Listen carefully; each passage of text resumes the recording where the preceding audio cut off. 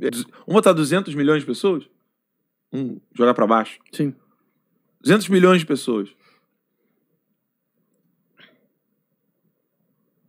E você não tem um corpo de 500 advogados. Aí agora tem aí a maior ação do mundo. Vai ter uma live essa semana, inclusive nós iremos abrir mão do Boletim da Noite no dia 8. É 8, né? 8. No dia 8 de julho, quarta-feira, nós iremos abrir mão do Boletim da Noite do Terça Livre para transmitir essa super live que vai acontecer às 7h30.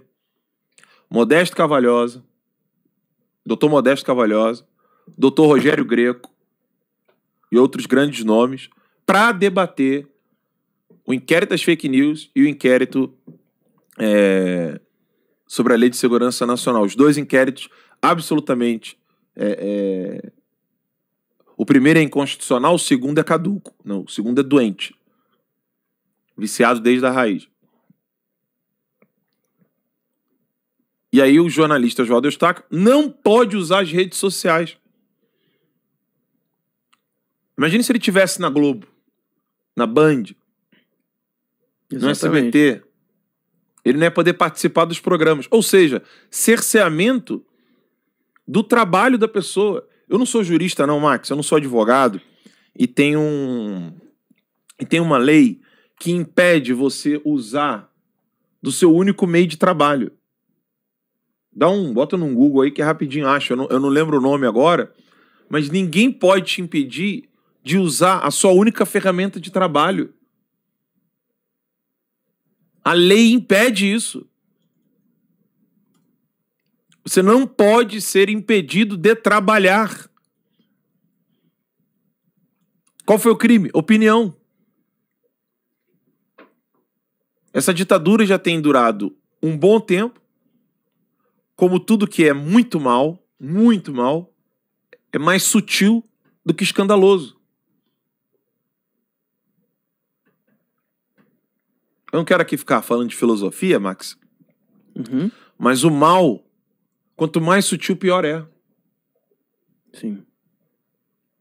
Um mal escancarado assusta muita gente. Fico imaginando um tiozão lá no interior, dos rincões do Brasil, fora das cidades grandes. Ele olhando assim, o jornalista foi preso lá, disse que foi lei de segurança nacional, atentado às instituições e tal. O tiozão vai olhar aquilo e fala assim, nossa, o cara é perigoso. Só que na verdade é crime de opinião. Agora, vai explicar para alguém em casa o que é crime de opinião? Não existe. Não existe crime de opinião no mundo, a não ser China, Cuba, Rússia, Venezuela. Crime de opinião. Agora eu vou dizer para você onde a gente está indo. Tá, Max? PH, eu coloquei lá no grupo da pauta. Não, minto, não coloquei ainda não. Mandei pro Max, eu vou botar lá. Foi para você que eu mandei, Max? Não, botei lá no grupo mesmo. Tá escrito assim, pauta 2 pontos. Sim. Bota aí, PH, pra mim na tela. Eu coloquei assim, pauta 2 pontos. Marina Gonçalves. Vê se tu acha aí pra gente, PH. Achou aí? Lá no pauta. Tá bem lá embaixo, bem lá embaixo. Uma das últimas aí. Sobe um pouquinho. Aí. Pauta 2 pontos. Marina Gonçalves. Tá? Marina Gonçalves, segundo o perfil dela, sou minha mãe, minha filha, minha irmã, minha menina. Apaixonada pela América Latina. O Globo Mundo. Ela escreve pro jornal O Globo. Internacional. Coloca aí essa...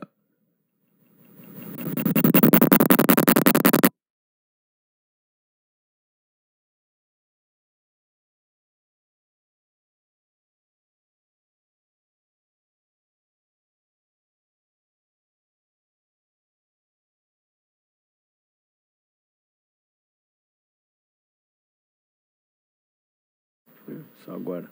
Quando botou ali. Voltou o áudio? Voltou. Então, ela escreveu ali, aproveitando 30 anos do Foro de São Paulo para repostar minha matéria do ano passado. Afinal, o que é o Foro de São Paulo? Ela tem muita relevância, 35 likes, né? O que aconteceu ali? Não, volta lá. Eu não quero a matéria, não. Eu quero o tweet dela. Aí vai descendo ali. A primeira reunião do que seria o Foro de São Paulo aconteceu em 1990 no Hotel Danúbio, em São Paulo. Daí o nome cunhado no ano seguinte. Convocados pelo PT de Luiz Inácio Lula da Silva, que perdera por pouco as eleições presidenciais de 1989, e o encontro reuniu 48 partidos do movimento. Ela não cita Fidel Castro, já começa por aí. O Lula confessa que ele criou o Foro de São Paulo com Fidel Castro. Ela não cita. O Foro tem hoje 121 partidos inscritos. Os brasileiros incluem PT, PDT, PCdoB, PCB, PSB. Não é secreto e disponibiliza fotos e documentos em seu site. Ninguém nunca disse que essa porra é secreta. Então por que ela tá querendo dizer que é secreto? Muito pelo contrário, né? Mesmo assim, o guru da direita, Olavo de Carvalho, costuma caracterizar o Foro de São Paulo como uma organização clandestina. E é óbvio que é.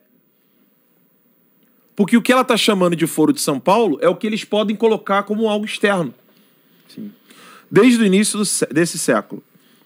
O que acabou transformando o Foro de São Paulo num alvo constante dos olavistas e seus seguidores.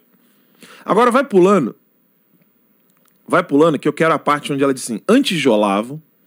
Aí, ó. Agora clica nisso aí. Clica. Tá?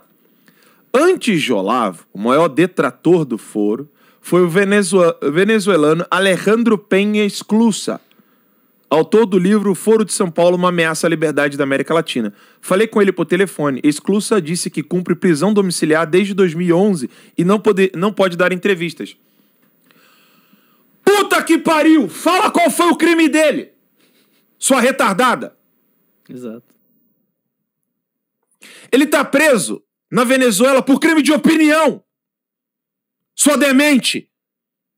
Mentirosa! Alejandro Penha foi alertado pelo professor Olavo. Saia da Venezuela.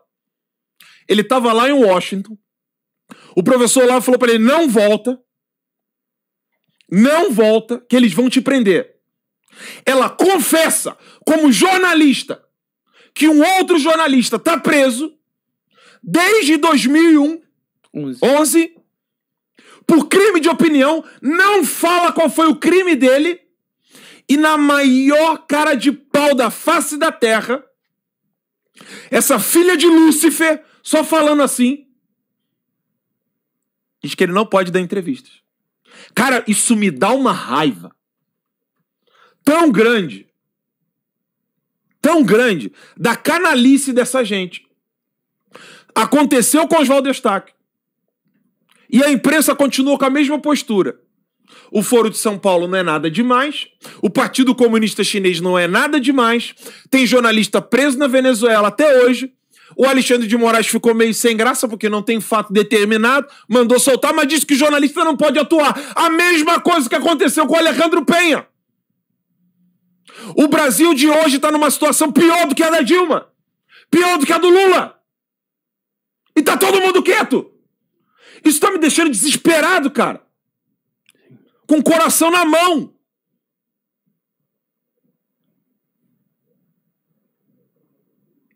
Eu não tô com vontade de apresentar boletim nenhum mais. Eu não tô com vontade de fazer vídeo nenhum mais. Porque tá todo mundo achando que isso é normal. Só os nossos seguidores é que estão preocupados. E nem todos. É um desabafo que eu tô fazendo aqui, como jornalista. A liberdade de imprensa no Brasil acabou! Acabou! E não tem o que fazer dentro da lei. Acabou! Quem tá fazendo isso hoje é a Suprema Corte. O Marco Aurélio Melo falou. A corte, por nome, ela é decisão do colegiado. Hoje ela está sendo imperada por um membro que não é o presidente. E nem com essa denúncia de um ministro da Suprema Corte.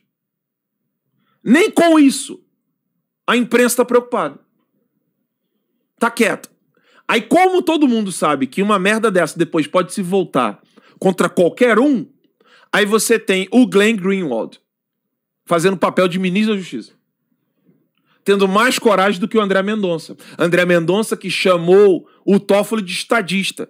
Olha o tamanho da merda que nós nos encontramos. Exatamente. E aí? Vai ficar por isso mesmo? A liberdade de imprensa foi pro saco. Não existe mais liberdade de imprensa. Tá aqui a assessoria de imprensa do Foro de São Paulo, Mariana Gonçalves, que escreve no Globo, na maior cara dura, ela vem dizer: ah, ele não pode dar entrevista. Ele escreveu um livro antes do Olavo. Foi o Olavo que deu as informações para ele, o ANTA. E o cara tá preso. Ah, ele não pode dar entrevistas. Fala o crime dele, seu imbecil. Fala qual é o crime dele. O cara tá preso, Maduro não é mais presidente, é o Guaidó. E o Brasil está, nós não estamos caminhando para Venezuela. Aqui já é Venezuela. O Bolsonaro daqui a pouco vai cumprir a mesma função do Guaidó. Vai ser reconhecido pelos Estados Unidos, vai ser reconhecido por Israel, vai ser reconhecido pelo Reino Unido, mas quem manda de fato é o STF. Fala que eu tô errado. Fala aí agora que eu tô errado nos comentários. Refuta o que eu tô dizendo. O Bolsonaro tá ficando como o Guaidó. Ele tá perdendo todos os poderes. E tá todo mundo achando isso ótimo. A Globo tá achando isso ótimo. A Revista Veja tá achando isso ótimo. A Isto É tá achando isso ótimo. O Congresso tá achando isso ótimo. O STF é quem tá promovendo isso, tá achando isso lindo e maravilhoso.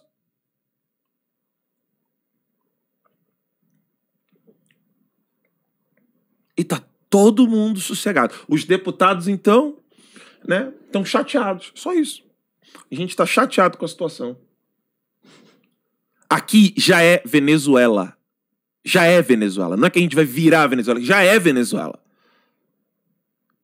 E não é salvaguardando proporções, não. Já é Venezuela. Se a Venezuela tem o Alejandro Penha preso, a gente estava com o Oswaldo Eustáquio preso, e agora o Oswaldo Eustáquio está igualzinho à situação do Alejandro Penha.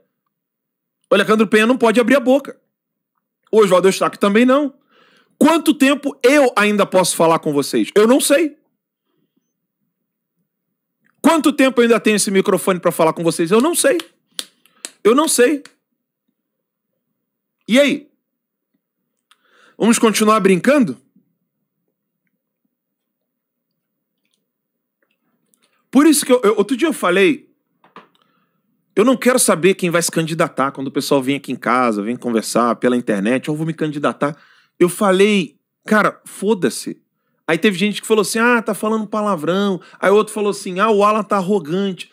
Caralho, o que que eu preciso explicar pra você que tá em casa que essa merda não vai dar merda, já deu, e que a gente tá numa ditadura? O que que eu preciso mostrar? Ah, é vaidade, é ego, ficou famosinho. Puta que pariu! A melhor coisa do mundo pra mim agora é ficar quieto, calado, no canto e cuidar de roça. A melhor coisa do mundo. Cuidar dos meus filhos, da minha esposa. Tô eu aqui, falando, denunciando e abrindo a boca. Se isso é vaidade, puta que pariu.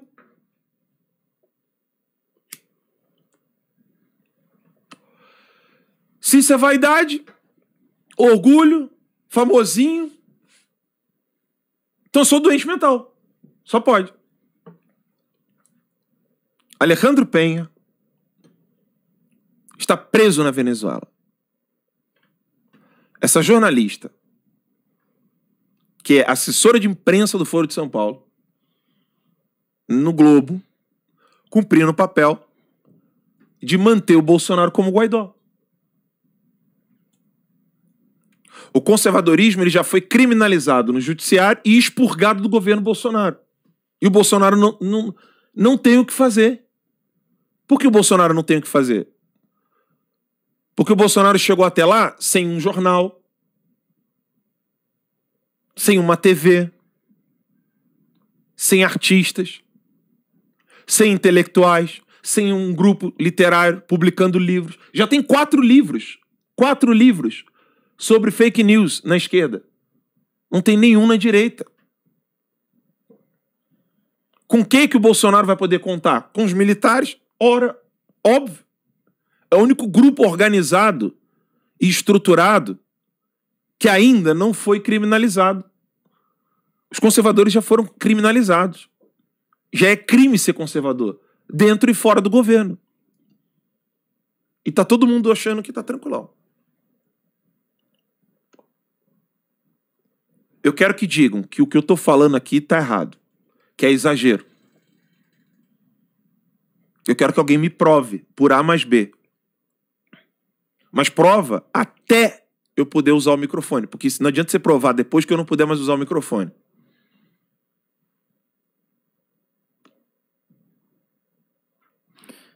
Eu marquei lá o negócio da live do Barroso, né? Tá lá no grupo Pauta. Achou? Você dá uma olhadinha. Que essa semana, né, vai ter... Essa semana. Vai ter live do Barroso, vai ter o Haddad no Roda Viva. É isso aí.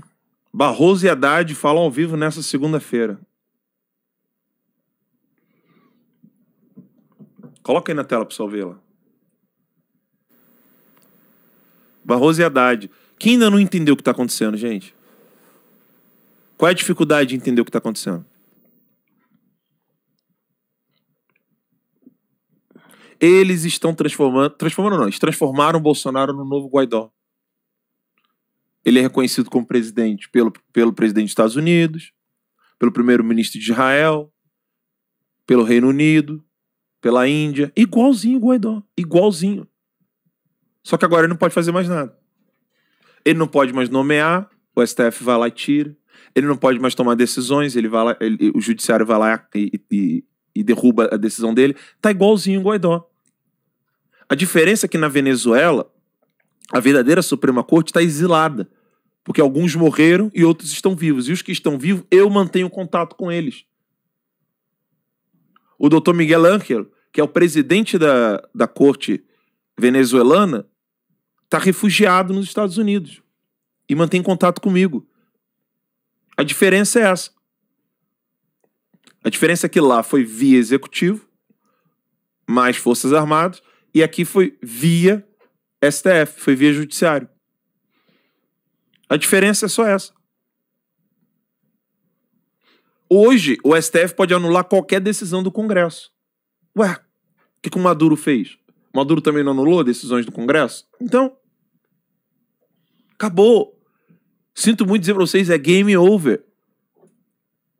Eu não posso vir aqui trazer consolo para vocês, que é falso. Eu não posso. É meu dever falar a verdade para vocês. É game over. Acabou. É fim. O que a gente vai fazer a partir de agora, eu não sei. Eu só posso dizer para vocês isso. Aqui já é Venezuela.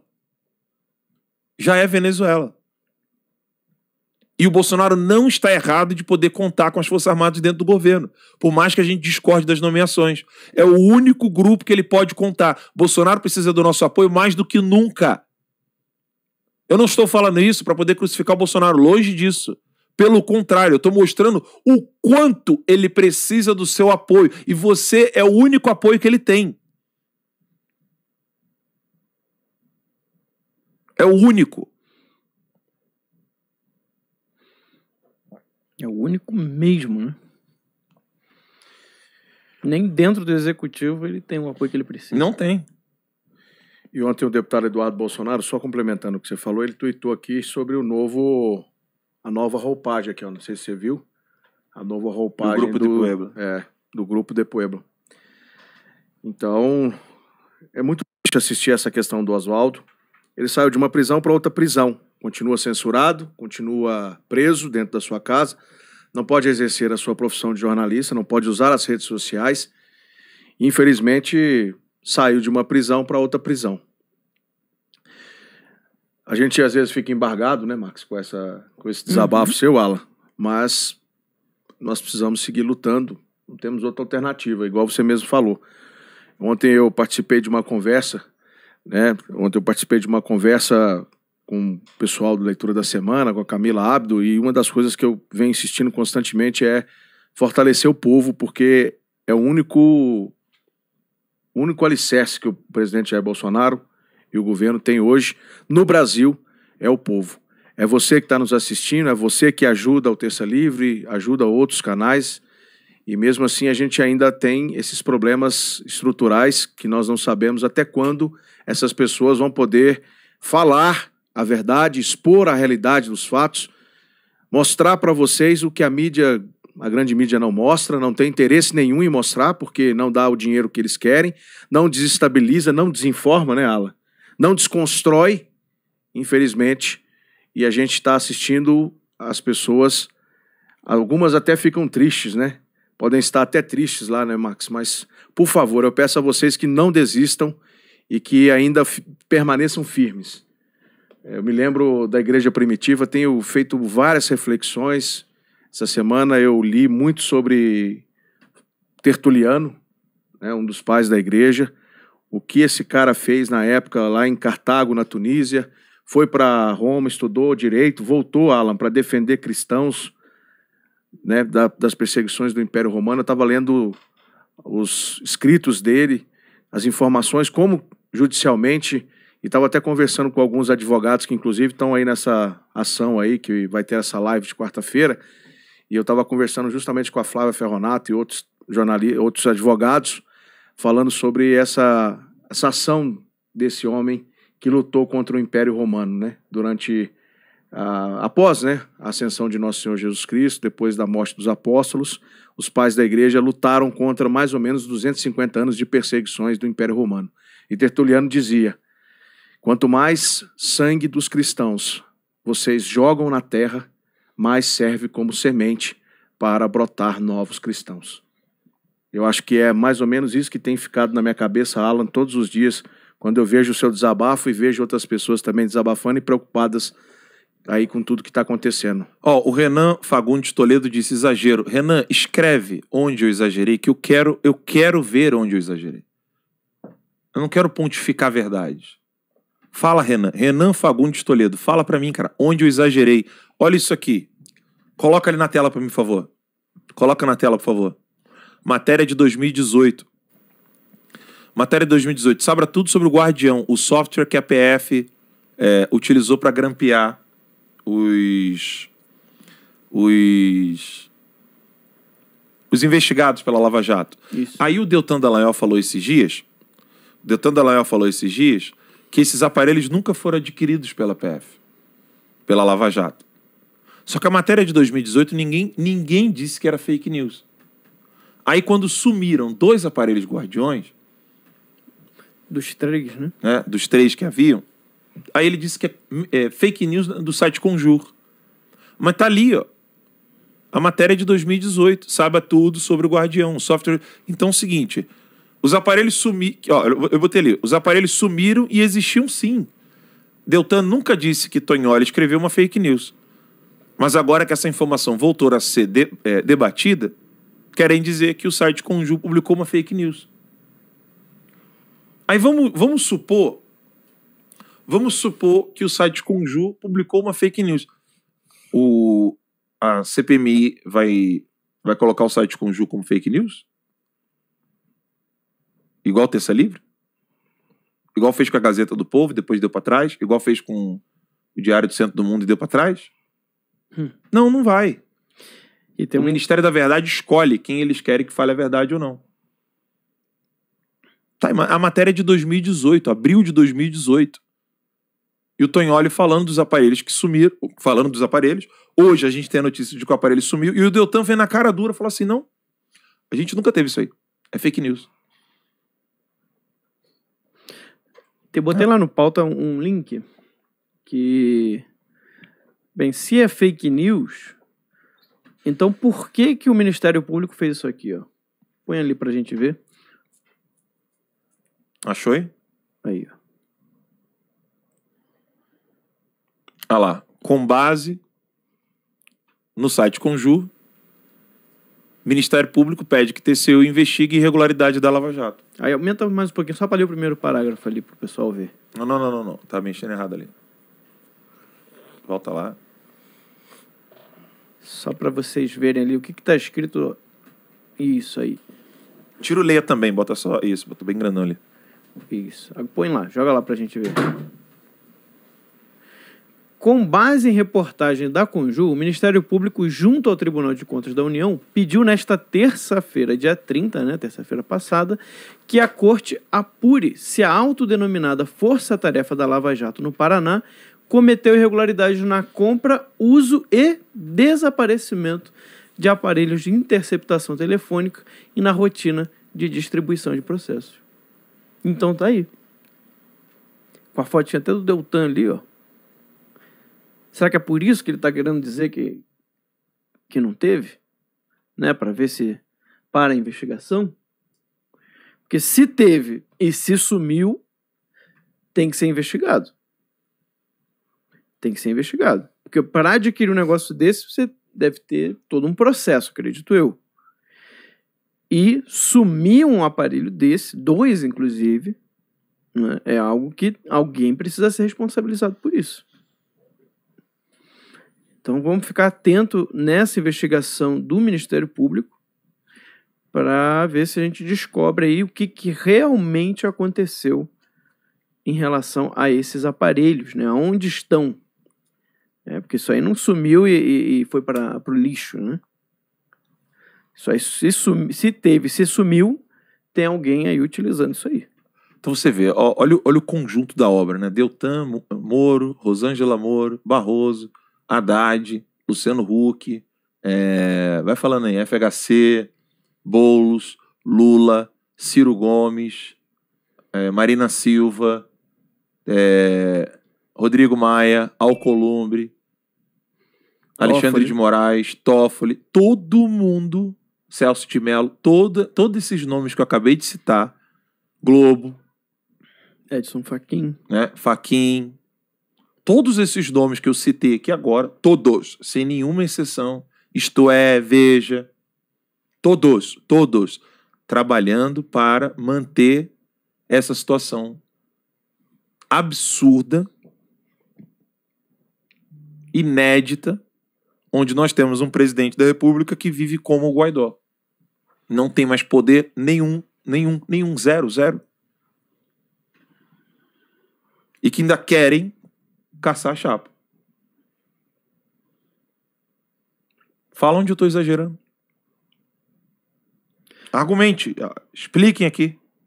Fala aí, Ala, você exagerou no ponto X, Y, Z. Diga. O Bolsonaro hoje precisa de mais apoio, infinitamente. Tem algum telefone vibrando aí, hein? Ele precisa de infinitamente mais apoio do que na época das eleições. E aí? 1000 vezes mais apoio. Porque agora ele é um Guaidó. É presidente de fato, mas não tem poder nenhum, pra nada. Eles estão fazendo com o Bolsonaro o que fizeram na Venezuela.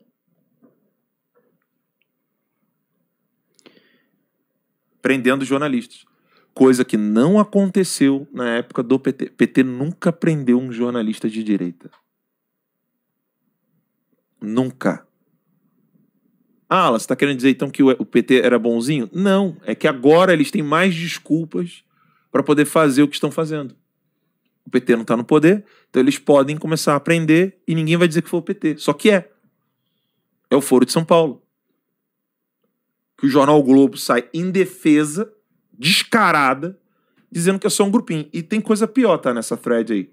Ela reconhece que o PT incorreu, o PT e todos os partidos ligados incorreram no crime contra a lei, que fere a lei dos partidos.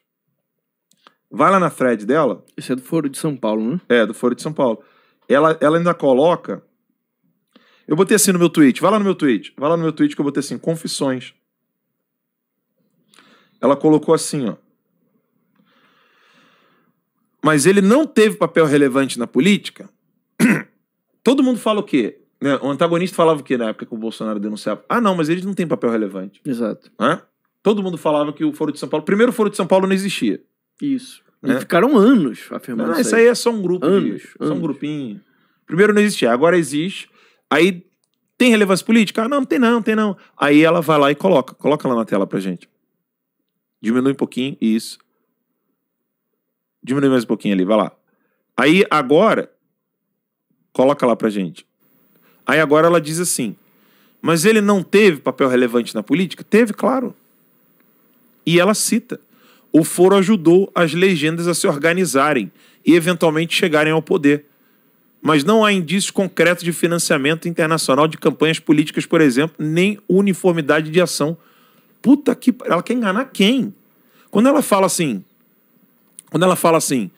que não houve indício concreto de financiamento internacional, ela está esquecendo de todas as investigações da Odebrecht.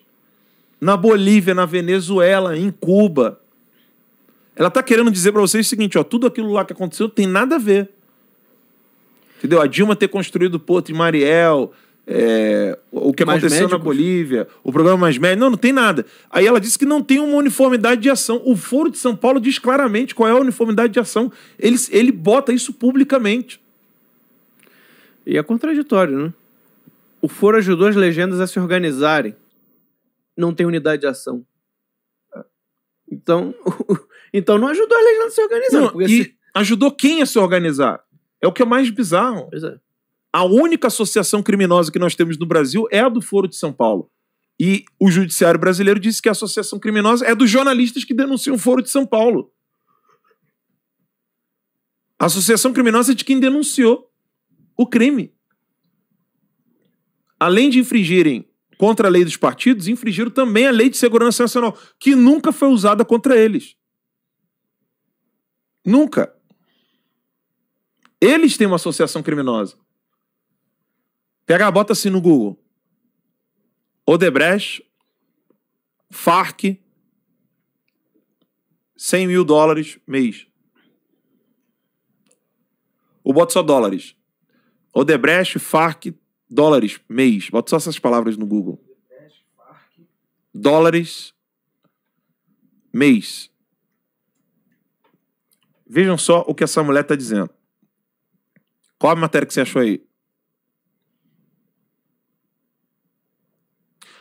Eu quero que ache a matéria da grande mídia. A da Veja ali, a primeira. A primeira matéria ali. Mostra pro pessoal na tela. Joga pro lado. Agora. Olha ali. Ela disse que não houve nada demais. Odebrecht pagou por 20 anos pedágio às Farc. A mando de quem, gente? A mando de quem que a Odebrecht pagou 20 anos? Pedágio às Farc. Quanto? Desce ali para mostrar o valor, pessoal. $100 mil por mês. Durante 20 anos, gente. $100 mil por mês durante 20 anos. Tá ali escrito, gente. Pelo amor de Deus. Desce ali. Desce ali para mostrar o pessoal. Ó. Vai descendo. Ah, tá limitada a matéria? Tá ali, de 50 a 100. Não, tá ali, ó. De 50 a 100, tá ali, ó. De 50 a $100 mil por mês foram informados à Procuradoria-Geral da República. Isso é o que pode ser informado. Os pagamentos que começaram a ser efetuados nos anos 90, logo no início do Foro de São Paulo. Isso aí. Aí ela teve a cara de pau de dizer que não teve nada demais. Não teve nem financiamento. Ela queria que tivesse o quê? Que quando a Odebrecht fosse pagar as Farc, falou assim, ó, tivesse nota de rodapé. Isso aqui tá no acordo do Foro de São Paulo. Ela quer que esteja formalizada a criminalidade. Ela quer enganar quem? Com nome e endereço. Né? Formalizado. E aí quem é o criminoso? O criminoso é quem denuncia isso. 20 anos de 50 a $100 mil por mês. Desde a década de 90. Agora, quando é que começou esse pagamento? Quando o pai do Marcelo Odebrecht foi sequestrado pelas Farc.